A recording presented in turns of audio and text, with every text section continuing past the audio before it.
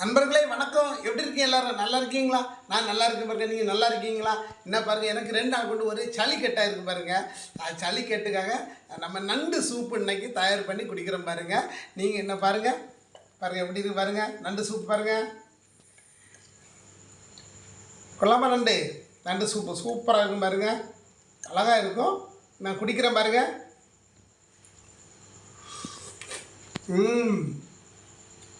செம்ம டேஸ்ட்டாக இருக்குது, சூப்பராக இருக்குது. இது மருத்துவ குணம் உள்ளதாக்கும். சளிக்கட்டு மற்றும் உடம்பு ஹெல்த்து எல்லாத்துக்கும் கொள்ளலாம் பாருங்கள். எல்லோரும் சாப்பிடுங்க, இந்த மாதிரி சூப்பு போட்டு சாப்பிடுங்க. சரியா?